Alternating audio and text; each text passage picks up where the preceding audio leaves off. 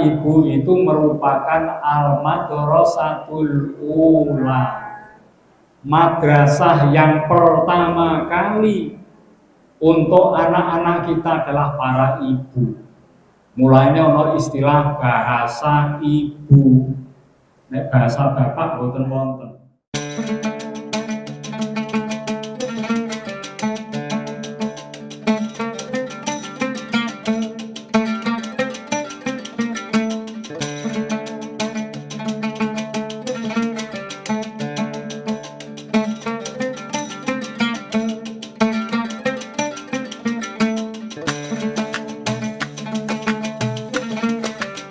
Assalamualaikum warahmatullahi wabarakatuh. Alhamdulillahi rabbil alamin. Wassalatu wassalamu ala asyrafil anbiya wal mursalin sayyidina wa habibina wa syafi'ina wa qurrati a'yunina wa maulana Muhammadin wa ala alihi wa sahbihi ajma'in. Rabbi shrah li sadri wa yassir li amri wahlul 'uqdatam min lisani yafqahu qawli bi rahmatika ya arhamar rahimin. Wala haula wala quwwata illa billahil aliyyil azim. Amma ba'du. Wonten ngarsanipun para bapak, para ibu, para sederek sedaya ingkang kula mulyakaken, monggo sepindah kita sami muji syukur wonten ngarsanipun Allah Subhanahu wa taala ingkang sampun paring pinten-pinten kanikmatan dumateng kita sedaya. Shalawat salam tansah kunjuk wonten ngarsanipun Nabi kita Muhammad sallallahu alaihi wasallam, keluarginipun, para sahabatipun, mugi kula panjenengan sedaya saged dados umatipun ingkang dipun ageni Rasulullah sallallahu alaihi wasallam, lan mugi-mugi wonten ing yaumil qiyamah saged pikantuk syafaatul uzma. Amin amin ya rabbal alamin. Para jamaah, tema sonten menika memuliakan ibu. Ini menyambut Hari Ibu tanggal 22 Desember 2024. Nggih. Niki tema ingkang sae karena banyak di masyarakat anak-anak telah melupakan jasa mulia ibunya. Banyak anak-anak yang tidak lagi mau menghormati, memuliakan, mentaati ibunya. Padahal Rasulullah menyampaikan al-jannatu tahta aqdamil ummahat, bahwasannya surga itu berada di bawah telapak kaki ibu. Niki bahasa kiasan. Maknanya apa? Kalau ibu dimuliakan, dihormati, ditaati, berbaktilah anak kepada orang tua, terutama ibunya, maka akan mudah untuk meraih surga Allah Subhanahu wa taala. Niki nggih, mula kula panjenengan paling boten putra putrinipun dipun didik kanthi sae kersanipun saged menghormati, memuliakan, mentaati orang tuanya. Termasuk di dalamnya adalah ibunya. Kenapa ibu ini wajib untuk dihormati, wajib untuk dimuliakan? Bahkan Rasulullah sallallahu alaihi wasallam niku nate paring dawuh berbakti kepada ibu. Maknane berbakti niku napa? Ya menghormati, memuliakan, mentaatinya niku berbakti pada ibu, ya. Kalau ada pekerjaan berat ibu, maka anak ini membantunya. Ini termasuk Anak yang soleh berbakti kepada ibunya, kepada orang tuanya, itu kata Rasulullah setara dengan jihad fisabilillah. Padahal jihad fisabilillah itu balasannya adalah surga. Nek wong mati syahid niku mboten usah dimandikan, tidak usah dikafani jenazahnya, tidak usah disolatkan, langsung dikuburkan dengan pakaian yang dikenakan itu. Ini karena mulianya, ya. Maka anak yang berbakti kepada orang tua itu kata Rasulullah setara dengan jihad fisabilillah. Ja'a rajulun, datanglah seseorang ilan Nabi sallallahu alaihi wasallam, menghadap kepada Nabi sallallahu alaihi wasallam. Yasta'dzinuhu fil jihad. Pemuda ini minta izin kepada Rasulullah untuk ikut berperang. Ya, ada pemuda daftar perang kepada Rasul. Faqala nuri Rasulullah dawuh, "Ahayn walidaka?" Apakah kedua orang tuamu masih hidup? Rasul bertanya. Qala, maka remaja itu menjawab, "Na'am." Iya, orang tuaku masih hidup. Qala, Rasulullah bersabda, "Fafihima fajahid." Maka kepada kedua orang tuamu, niki nasihatnya Rasul, berjihadlah dengan berbakti kepada keduanya.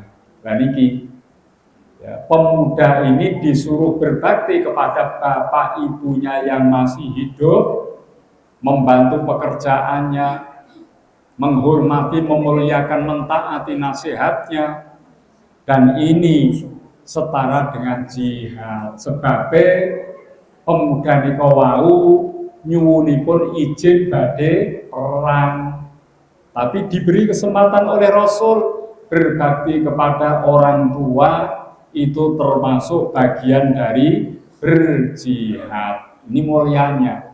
Mulane kula jenengan harus memiliki, ya, rasa untuk berbakti kepada orang tua. Kenapa orang tua perlu dimuliakan, dihormati, terutama ibu?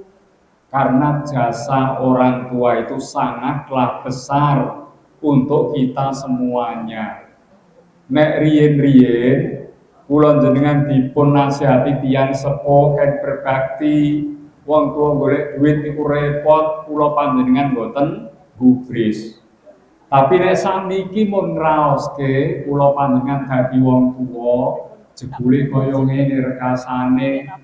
Padahal biyen orang tua kita di desa, penghasilannya dari petani, terkadang panen, terkadang tidak, ya, sulit untuk mencukupi kebutuhan hidup. Tapi karena cintanya orang tua kita kepada kita, maka mereka tidak lelah bekerja, keras keringat, seluruh tenaganya dicurahkan supaya kita semuanya mendapatkan kecukupan dari biaya hidup termasuk pendidikan.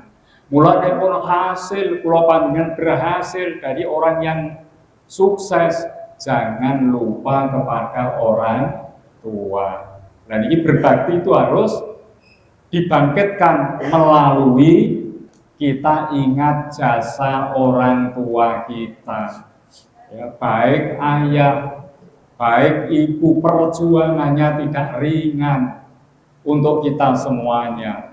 Doa-doa mereka panjang disampaikan kepada Allah supaya kita hidup lebih sejahtera dari orang tua, supaya kita memiliki umur yang panjang, hajat-hajat baik tercapai semua. Niku dungane tiyang sepuh boten putus-putus niku.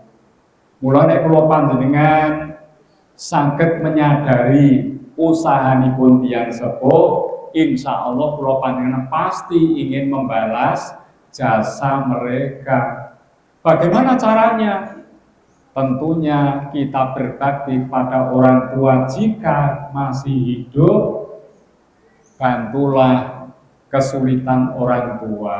Mungkin sakniki pun lanjut usianya, mungkin harta bendanya tidak sebanyak dulu waktu masih sehat perkasa.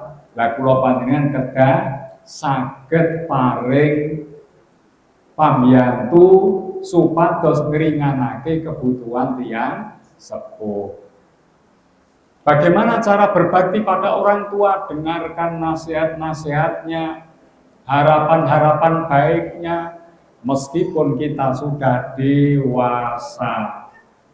Ya, kita harus memperhatikan, mentaati nasihat baik orang tua. Yang ketiga, bagaimana cara kita berbakti? Senangkan hati orang tua kita. Jangan sampai ya keberadaannya di lanjut usia menjadi susah karena kita. Maka kita jangan sampai menyusahkan hati orang tua. Itu cara berbakti. Bagaimana kalau orang tua kita sudah meninggal dunia, wafat? Jangan sampai kita melupakan untuk mendoakannya. Jangan sampai kita lupa untuk tidak berziarah kepada kuburnya. Niku nek tiyang sepuh sampun sedo, kebiasaan baik mari dilanjutkan.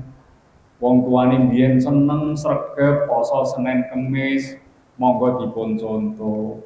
Tiyang sepuh riyen remen apa? Ya sedekah, nggih. Kula panjenengan contoh kebaikan orang tua kita sebagai wujud kita berbakti kepadanya meskipun orang tua telah meninggal dunia. Jangan putus-putusnya untuk mendoakan orang tua. Bagaimana doanya? Paling boten Rabbil birli wali walidayya warhamhuma kama rabbayani shaghira. Itu doa luar biasa, ringkes tapi murah kapi. Rabbil firli, ya Allah ampunilah dosaku. Wali walidayya, demikian pula dosa kedua orang tuaku. Warhamhuma, kasihlah kedua orang tuaku. Kama rabbayani shaghira, sebagaimana kedua orang tuaku menyayangi aku pada waktu kecil. Wong galak kok wong tuane. Galake wong tuwa niku kados kula jenengan sakniki. Galake kula jenengan ten anak niku mesti alasane masuk akal. Nek dolanan HP rak wis-wis sehingga kita ya bersikap keras, HP dirampas, pokoknya sepanjang hari kalau HP nang ora diparingi sangu kangge sekolah. Niki mboten galak. Nggih. Keranten apa tiyang sepuh nggadahi maksud supados anak-anak ini bisa membagi waktu dengan baik. Seperti itu pula dulu orang tua kita.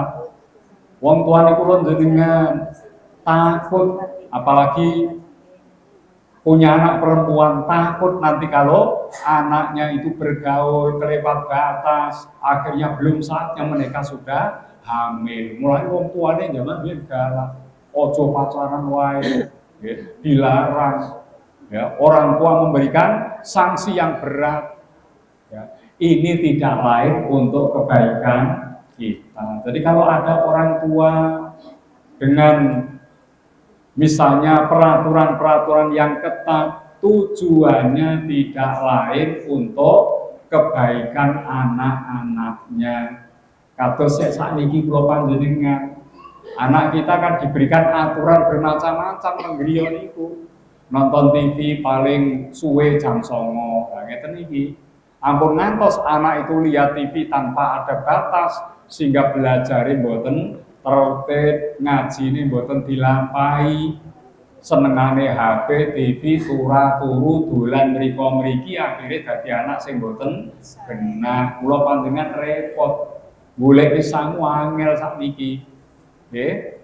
Kalau anak hanya seperti itu kita kurang puas, maka kita memberikan aturan-aturan yang ketat disiplin yang tinggi kepada anak-anak kita dengan tujuan supaya mereka menjadi anak yang soleh, solihah, anak yang baik. Niki nggih, dados sami ugi kali jihad.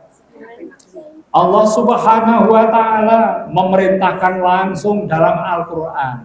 Kalau sampun dipun waos ayatipun, nggih. A'udzu billahi minasyaitonir rajim. Wa wassaynal insana biwalidayhi.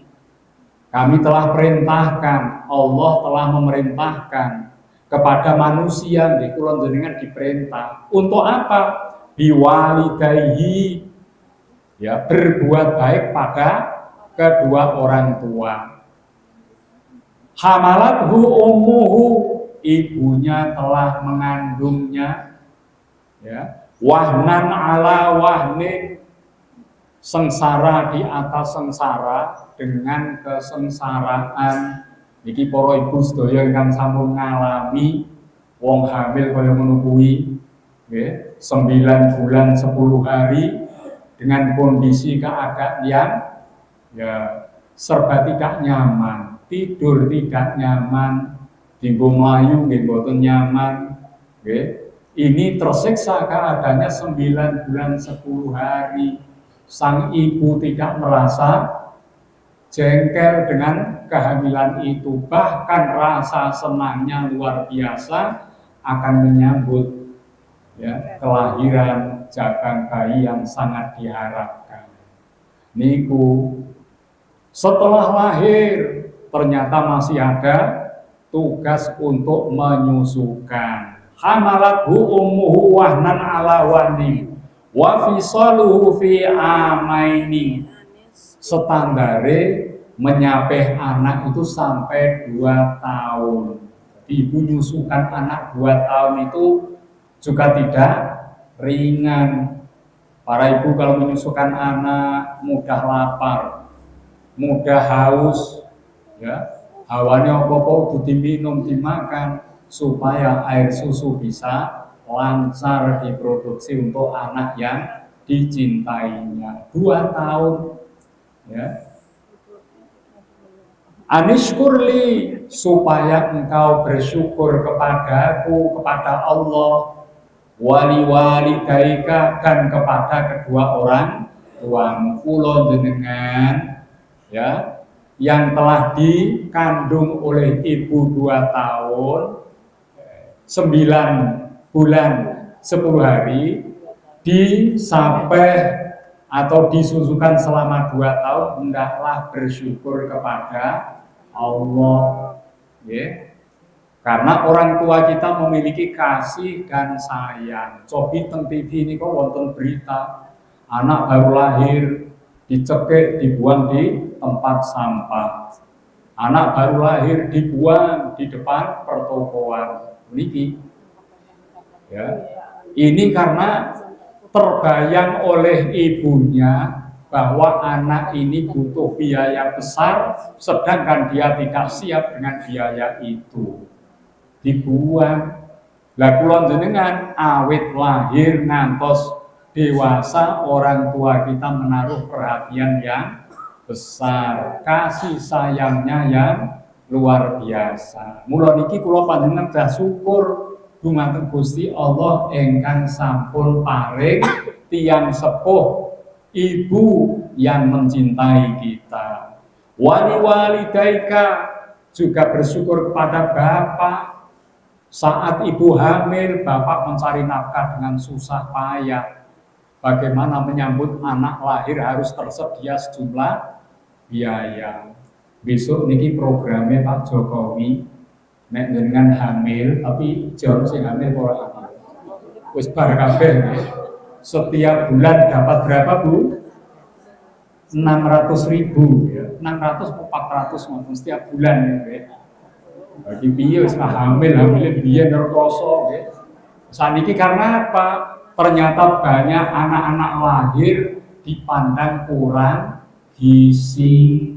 Maka pemerintah akan membantu 400.000, 600.000 setiap bulan sampai bayi lahir, supaya gizi ibu ini tercukupi, pertumbuhan anak bisa terjaga dengan baik. Niki nggih. Dados kedah syukur kalian bapak ingkang mencari nafkah susah payah. Harus syukur kepada ibu yang telah hamil 9 bulan, menyusukan 2 tahun. Ya. Ilaiyal masir, kepada kami, kepada Allah kita semuanya akan kembali. Orang tua kita kembali kepada Allah. Ya. Kita semuanya akan kembali pula kepada Allah. Maka jangan sampai kita tidak bersyukur atas nikmat-nikmat Allah Subhanahu wa taala. Bagian nomor gangsal niki nggih. Niki kula urutin nomor gangsal to. Sasampunipun nika kantun setunggal nomor. Kula panjenengan sebagai orang tua ini kan berharap anaknya anak yang soleh dan solihah. Sami ugi tiyang sepuh kula panjenengan kala riyin nggih ngoten. Orang tua kita berharap anak keturunannya nggih kula jenengan sedaya niki bisa menjadi orang-orang yang sukses, rizkinya banyak, sehat panjang umurnya, kehidupannya bahagia. Itu harapan orang tua semuanya seperti itu. Ya. Maka kita wajib membalas jasa baik orang tua kita dengan berbakti kepadanya ingkang sampun dipun aturke kala wau. Lah kula panjenengan minangka tiyang sepuh, kula panjenengan sampun ngantos paring contoh ingkang boten sae dumateng putra-putri kita sedaya, terutama para ibu. Para ibu itu merupakan al-madrasatul ula, madrasah yang pertama kali untuk anak-anak kita adalah para ibu. Mulainya ono istilah bahasa ibu. Nek bahasa bapak boten wonten. Bapak niku golek duit mriko mriki boten sempat memberikan pendidikan bimbingan kepada anak yang intens. Memberikan bimbingan pendidikan kepada anak-anak adalah para ibu. Mula niki ibu-ibu itu luar biasa. Bocah SMA nek panjenengan duwe anak nika nggih, mulai SMP wis dididik bahasa Inggris. SMA 3 tahun bahasa Inggris, 6 tahun bahasa Inggris. Kadang SD pun dimulai belajar bahasa Inggris mengenal. Tapi sampai 6 tahun niku anak-anak kula panjenengan ternyata belum ada kemampuan yang bagus dalam berkomunikasi bahasa Inggris. Padahal guru sing ngajar niku sarjana lulusane bahasa Inggris. Lagi nek ibu-ibu ngajari putra-putrine berbicara bahasa ibu, bahasa daerah, bahasa Indonesia, ternyata panjenengan cukup butuh waktu antawis 3 sampai 4 tahun. 3 tahun anak istri wis ngomong, pinter ngomongnya. 4 tahun wis pandai berkomunikasi. Berarti sang ibu dalam mendidik berbahasa luar biasa. Kalah karo guru teng SMP SMA niku wae. Bahasa Inggris anak iku lho dengan angel, bijak ngomong angel. Nah niki luar biasa. Maka ibu harus menjadi sosok teladan dalam keluarga. Yang patut dicontohkan apa? Akhlakul karimah, akhlak ingkang sae. Wujude napa? Yang utama adalah tutur kata yang sopan, perilaku yang santun. Dan niki ibu jangan sampai memberikan contoh yang buruk kepada anak-anaknya di rumah. Kalau memang ada persengketaan suami istri, persoalan suami istri dan keluarga itu pun biasa, usahakanlah hal ini tidak diketahui oleh anak-anak kita. Ibu bapak tukar padu, anak weruh. Ya. Saling pukul memukul, saling ya berbuat kekerasan, anak akan mendapatkan contoh yang buruk, sehingga di mata anak kedua orang tua ini tidak dibanggakan. Wong tuane kaya ngono. Dan ini jangan sampai terjadi hal buruk ini disaksikan oleh anak kita. Kalau ada persoalan, nanti tunggu anak itu tidur. Setelah itu berdua menyelesaikan. Ojo krungu anak. Sehingga anak taunya orang tuanya baik saja. Niki tutur kata penting. Nek wong tua kok omongane ngendikane boten terkendali, sak omong sak keco sembarangan, misuh-misuh, maka anak akan mendapatkan pelajaran buruk dalam keluarganya dan menghapus seperti itu sulit itu. Untuk itu setunggal niki wau ya, supaya anak-anak kita berbakti membanggakan orang tuanya terutama ibunya, mulailah ibu di rumah dengan sikap yang baik, perilaku tutur kata yang baik. Niki penting niki nggih. Ya. Kemudian yang kedua apa? Dibiasakanlah anak-anak kita di rumah dengan pembiasaan yang baik. Contohnya ngeten nggih. Misale anak-anak bangun tidur wis ndonga apa durung. Bangun tidur kok diajari dongane kali Bu Guru, Pak Guru teng sekolah, ayo donga dibaca. Dan ini membiasakan. Arep ngunjuk minum, makan, anak diingatkan. Para ibu ini yang perhatiannya seperti itu. Nah, sadurunge maem berdoa dulu. Ayo bersama ibu berdoanya. Ngoten. Nek bapak-bapak mboten sempat niku. Wis mriki golek bisnis ya. Nah, ini tugasnya ibu memberikan pembiasaan yang baik di rumah. Niki nek putra putri kula dengan pun terbiasa hal yang baik, mau tidur cuci tangan kaki, mau tidur gosok gigi ya, dalam keadaan bersih, tidur dengan adab yang baik. Nek kulino sae dipun bimbing panjenengan para ibu, ini nanti menjadi bagian dari sikap perilaku selama hidupnya. Pendidikan ngeten menika mboten wonten teng sekolah. Teng sekolah niku umumnya pendidikan intelektualnya, kognitifnya, ya. Sedangkan pendidikan afektif, pendidikan hati, budi pekerti yang luhur itu tugasnya para orang tua di rumah, terutama adalah para ibu. Dan ini penting. Dados tunggal wau napa? Membiasakan tutur kata yang baik, sikap perbuatan yang santun. Nomor kali membiasakan mengkondisikan anak-anak kita terbiasa berbuat kebaikan. Nek lewat ngajenge kula panjenengan nang sing sopan, ya dianjurkan untuk merendahkan baunya. Niki supaya napa mengke nek kalih tiyang sanes supados nggadahi adab ingkang sae ngeten menika. Niki nomor kalih nggih. Nomor 3 napa? Panjenengan para ibu dongane panjenengan iku mandi. Doa ibu langsung melangit, tak terhalang oleh apapun.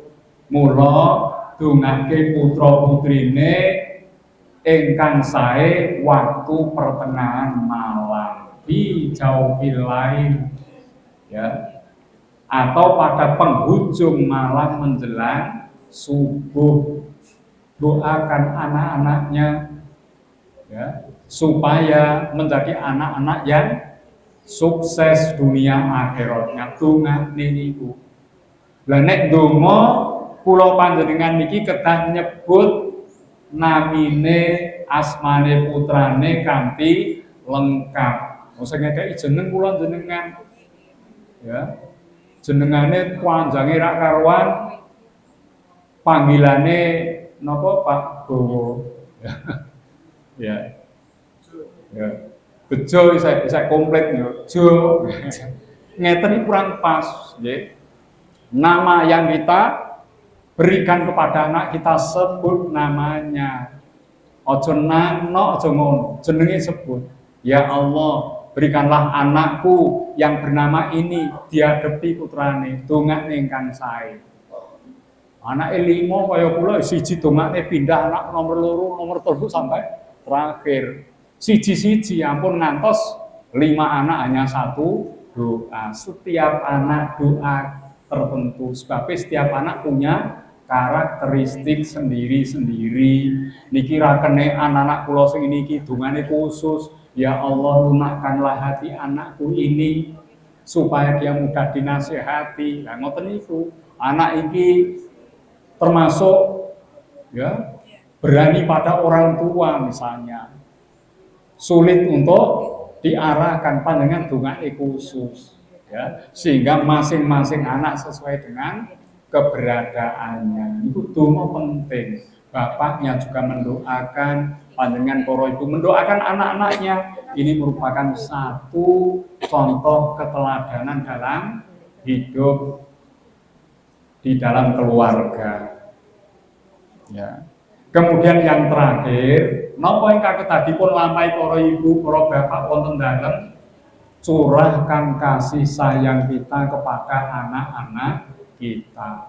Nek putra putrine kula dengan diabaikan, jenengan kula sak senenge dhewe, sakniki main game ning HP, nonton TV sinetron, bar kuwi PKK-nan, bar kuwi pengajian liyane orang ngopeni anak kurang mendapat perhatian kasih sayang semacam ini tidaklah baik. Atur waktu untuk pengajian ada waktunya, untuk PKK, untuk hiburan refreshing wonten, tapi jangan dilupakan untuk kita bersama anak-anak kita.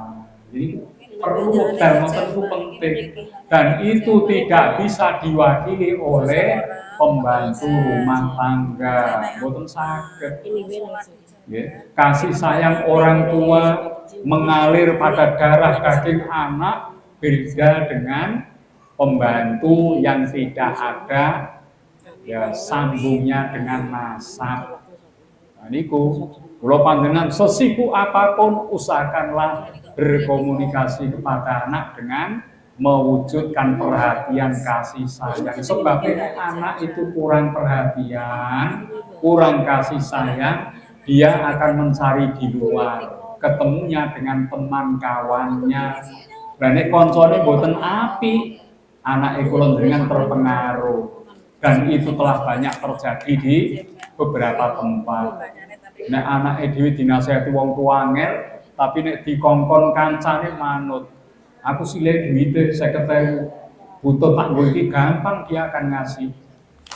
Tapi anak pada orang tua tidak nurut karena orang tua gagal untuk menjadi ya, tokoh yang diidolakan karena tidak memperhatikan, tidak memberikan kasih sayang kepada anak secara cukup. Ini penting nih Bu.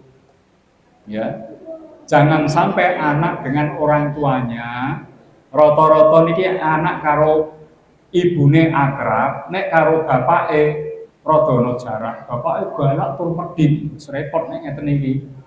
Ya, kadang anak itu mau matur napa mawon seolah tidak bisa tersampaikan, tapi dengan ibu mudah, jangan sampai terjadi itu.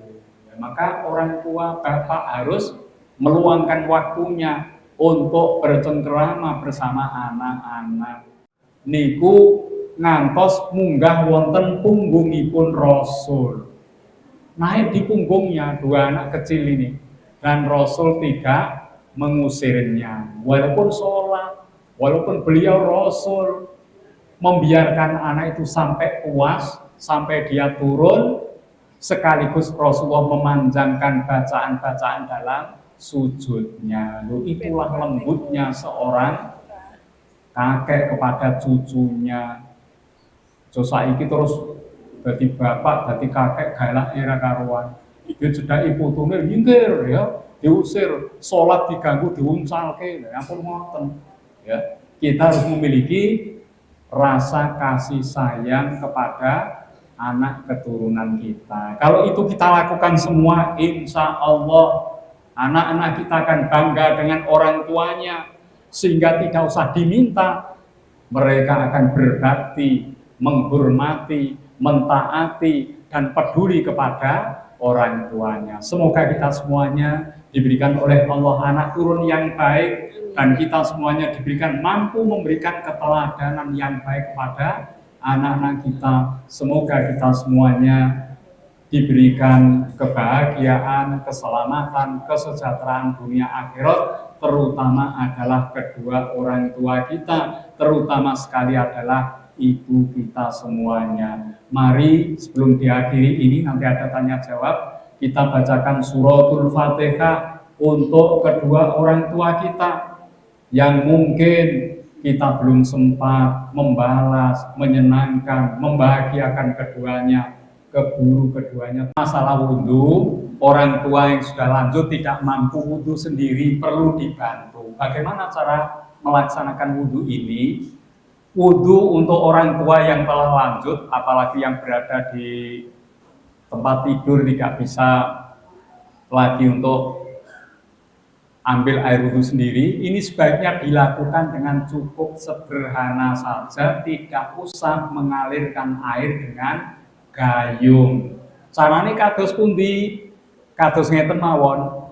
Botol sebesar ini atau lebih besar sedikit, nggih. Kayak 1 liter Pak ya, sing luwih gede sithik nggih.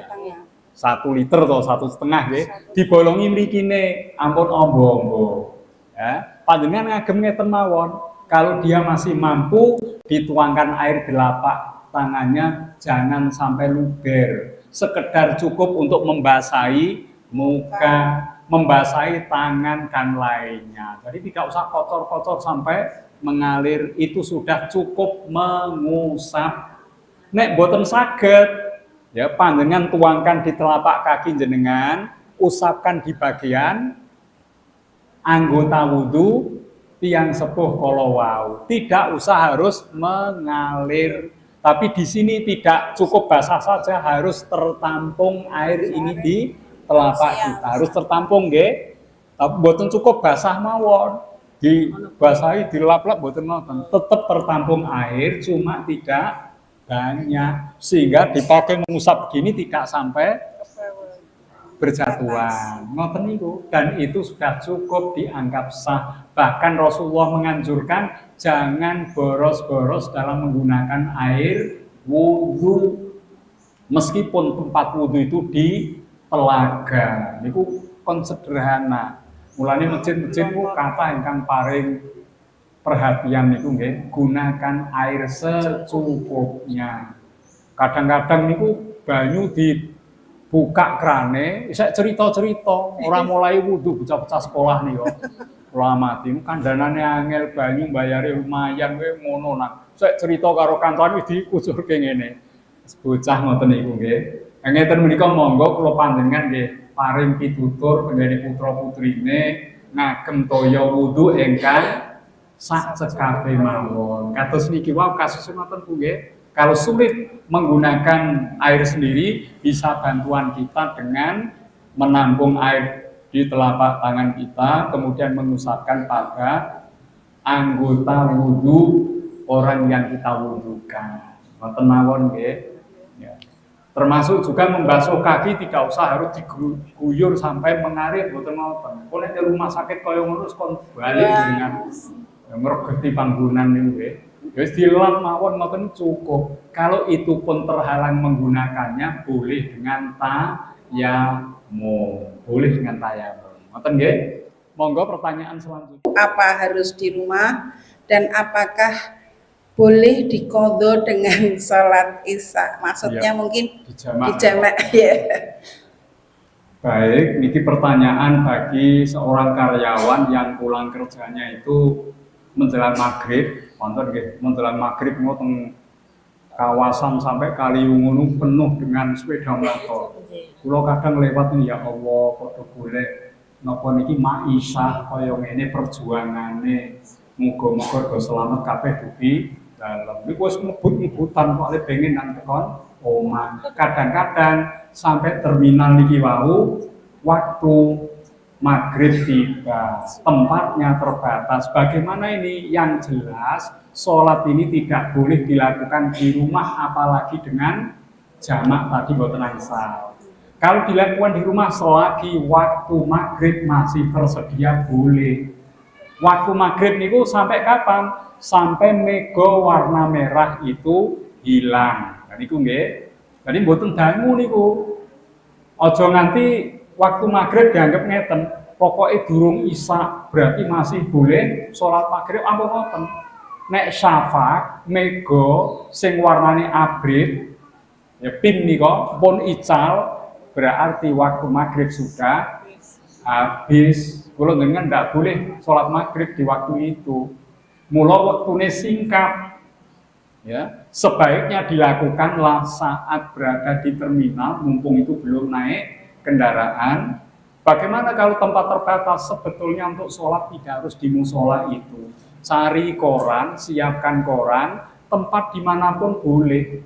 Gelar korannya terus sholat, ya atau alas yang lain disiapkan. Kalau memang kira-kira sampai rumah sudah habis waktu, ya.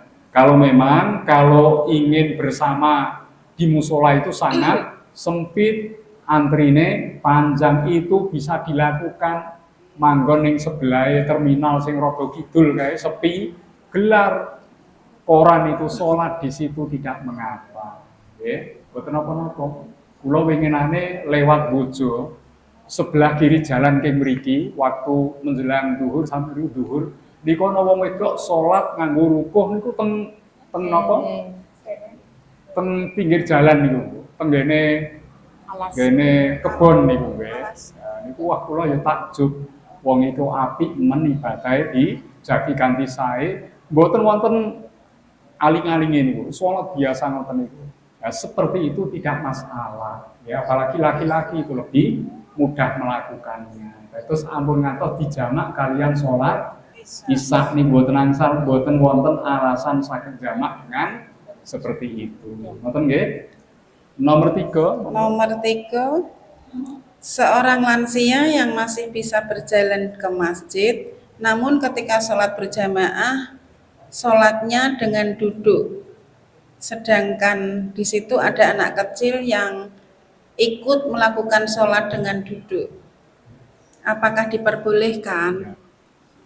Seseorang yang lanjut usia, awake pekel kabeh, asam urate kumat, dengkule tinggo ngilu rasane, dibolehkan dengan duduk. Duduknya boleh pakai kursi. Mriki wonten Pak kursi nggih? Ada ya kursi ya? Kursi duduk itu bisa juga duduk langsung di lantai, tinggal pilih.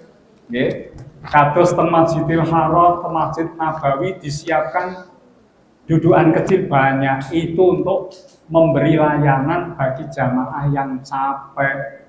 Soalnya perjalanan jauh dari negerinya ke tempat itu, konek dipaksa ruku sujud bisa roboh, maka disediakan kursi kecil-kecil, ya.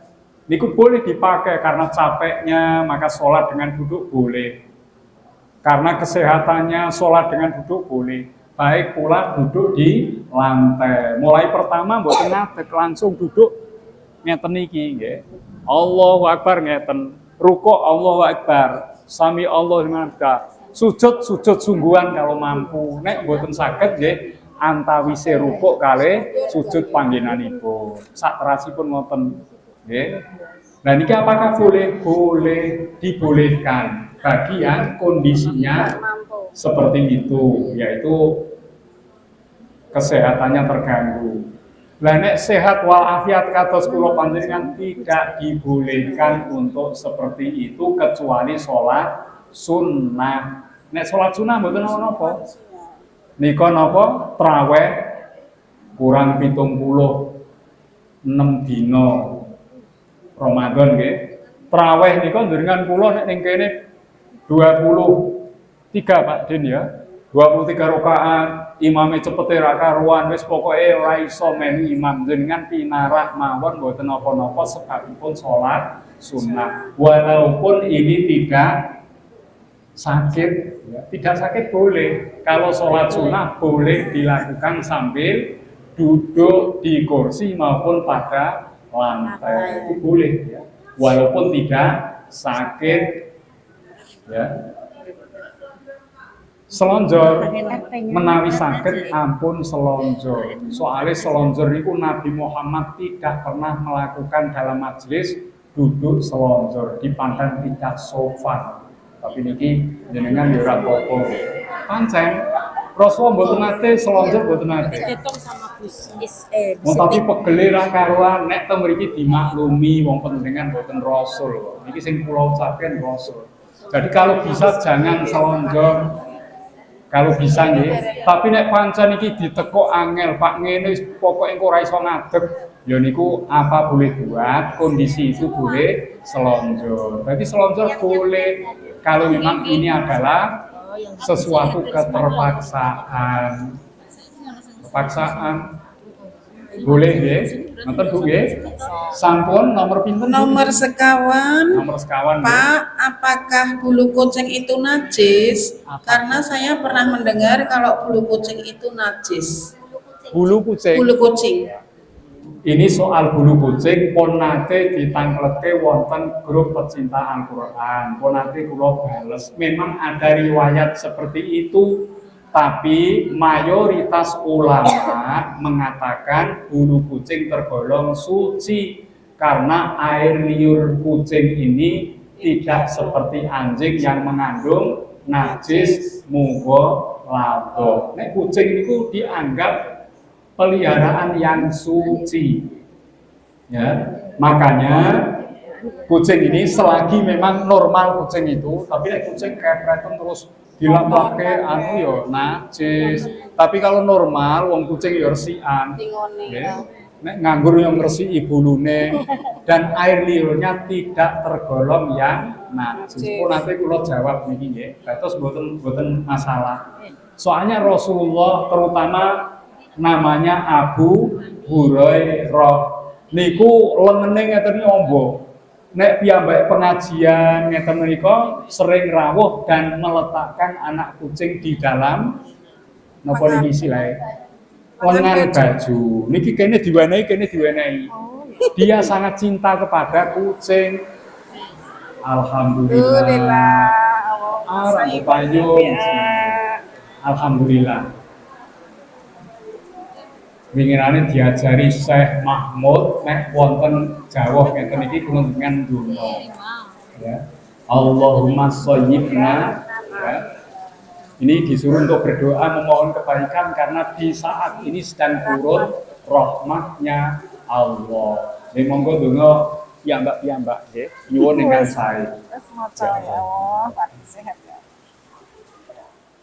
Apabila ada seseorang memamerkan ibadah sunnahnya kepada orang lain, bagaimana cara kita mengingatkannya supaya tidak tersinggung? Padahal ibadah itu jika dipamerkan akan menggugurkan pahala. Niki ya rada repot pancen carane piye. Yang jelas kula jenengan soal pamer maupun tidak itu kan urusannya dalam hati. Niku angel masalahe. Ketoke kowe pamer ibadahmu wong kene ora biasa kok mbok arani pamer. Itu kan sulit nggih. Sulit. Ya, bagaimana untuk menasehati kalau memang dia benar-benar pamer, jangan langsung saat itu. Soalnya rata-rata orang itu siap menasehati tapi tidak siap dinasehati. Rata-rata ya, walaupun salah dinasehati yo membela diri. Mula niki wekdal ingkang sanes mawon dipun emotke. Contohnya kados ngeten, aku pernah dengar pengajian kok seperti ini lah. Ini secara tidak langsung, ojo langsung dengan niki nek nglakoni salat ngene-ngene, ojo ngono niku ndak diarani pamer ampun ngoten langsung. Ya. Menggunakan ibarat sehingga orang itu tidak terasa dan dia bisa mengambil nasihat itu. Nek di langsung ke berat, ya. Malah dia kurang berkenan, akhirnya menjadi ya tidak baik hubungannya. Jadi hati-hati dengan memberikan nasihat pada orang lain, jangan sampai tersinggung, ya. Jangan secara langsung, tidak boleh di hadapan banyak orang. Ya.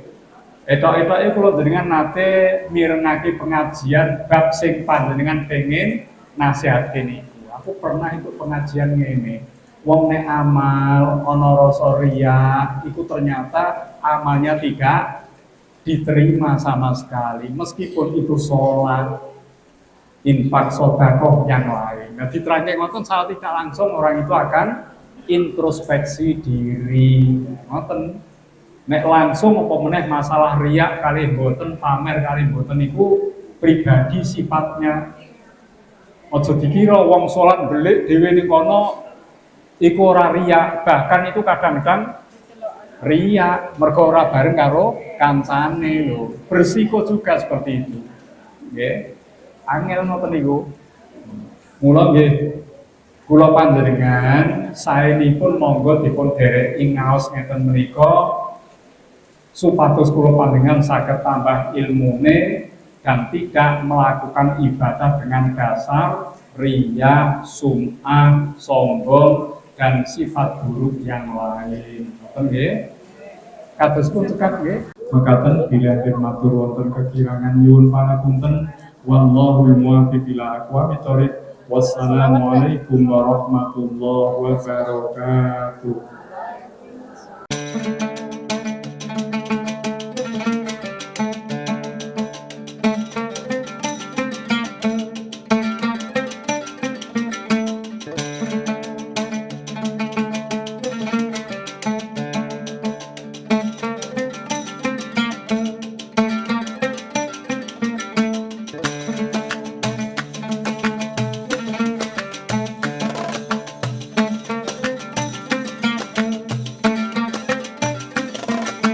Satu, dua, tiga. Sampun.